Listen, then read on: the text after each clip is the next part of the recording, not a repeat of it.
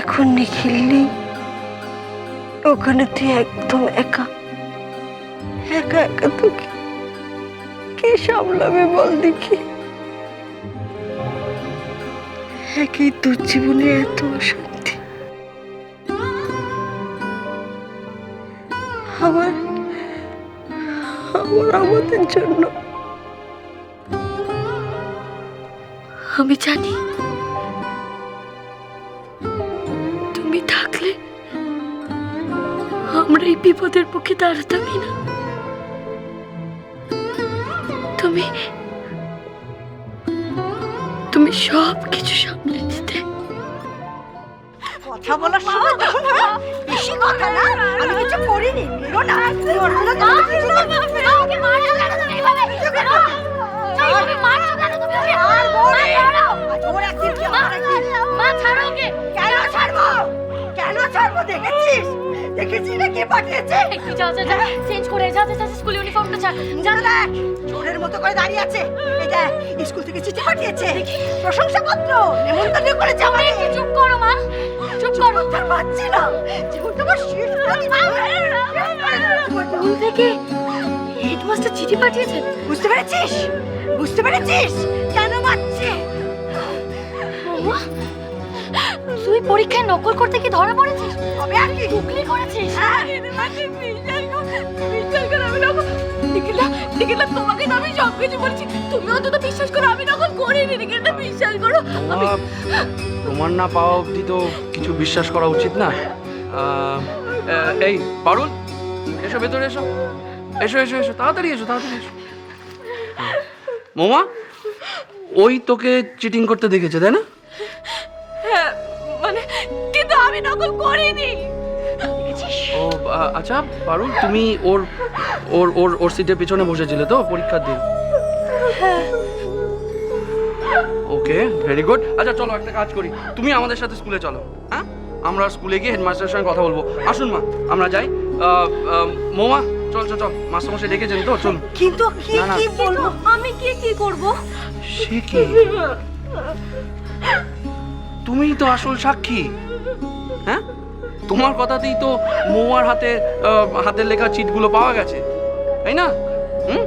আমরা একটা কাজ করব, আমরা সবার প্রথমে স্কুলে গিয়ে মৌয়ার লেখা উত্তরগুলো বের করে সেখানে চেক করব যে ওর লেখার সাথে উত্তরগুলো ম্যাচ করছে কিনা। অবশ্য আমি আরেকটা কথা বলবো মাস্টারমশাইকে, যে ওর আশেপাশে যারা বসেছিল দু চারজনের খাতাও যেন মাস্টারমশাই চেক করেন। বলা যায় না, হয়তো নিজের দোষ ঢাকতে গিয়ে অন্য কেউ মহার ওপর দোষ চাপিয়ে দিয়েছে। ওখানে গেলে মা আপনি চিন্তা করবেন না, হাতে নাতে সব প্রমাণ পাওয়া যাবে, তাই না? চলো চলো আরে বাবা, মা, আরে বাবা তুমি আবার কেন কাঁদতে শুরু করলে? চলো না মা।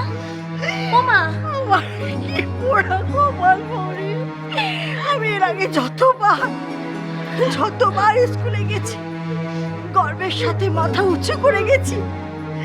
আজ এই পোড়া মুখের জন্য আমাকে মাথা নিচু করে স্কুলে ঢুকতে হবে। মা তুমি চুপ করো না মা, চলো একবার স্কুলে চলো। মৌমা এদিকে এদিকে এদিকে শোন না, তোর ওই লেখার চিটটা তো দিদিমণির কাছে রয়েছে তো? হ্যাঁ আচ্ছা, আর ওই হাতের লেখা দেখে দিদিমণি বুঝতে পারবেন তো কার হাতের লেখা ওটা?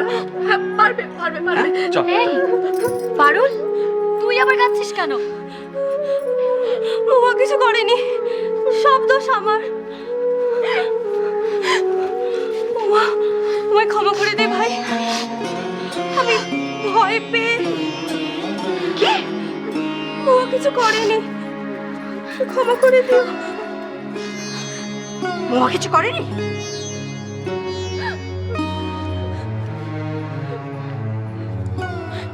মা আমি সত্যি কিছু করিনি, তুমি শুনলে তো আমি কিচ্ছু করিনি। মা বিশ্বাস করো, আমি কিচ্ছু করিনি। এই পাগলি মেয়ে, হ্যাঁ আর কাঁদতে হবে না, চোখ মোচো চোখ মোচো চোখ মোচো।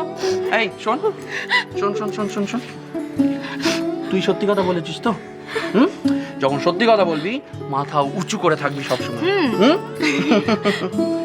পাগলি কথাকার।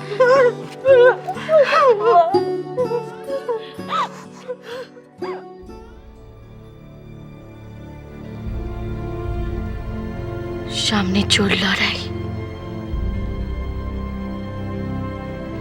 ভয় পেলে তো চলবে না। মহুয়ার ন্যায্য অধিকারের জন্য তোমার বাড়ির লোকের বিরুদ্ধে লড়াইটা যে আমাকে লড়তেই হবে, লড়তেই হবে। অর্ক, এই অর্ক, অর্ক, এই অর্ক, অর্ক।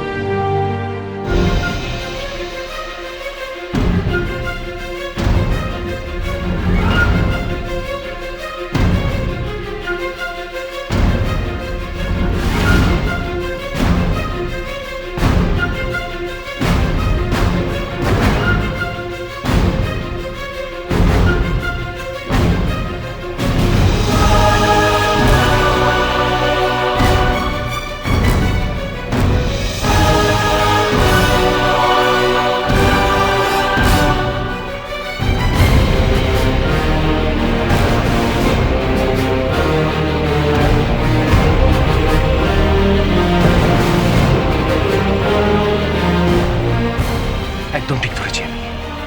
অর্কটা ডাহা মিথ্যে কথা বলছি। মহুয়ার সাথে তোর ভীষণ ভাব, অথচ এমন হাবভাব দেখাচ্ছে যেন মহুয়াকে চেনেই না। দেখাচ্ছে মজা আমি, দেখাচ্ছে মজা, একেবারে হাতে নাতে ধরেছি।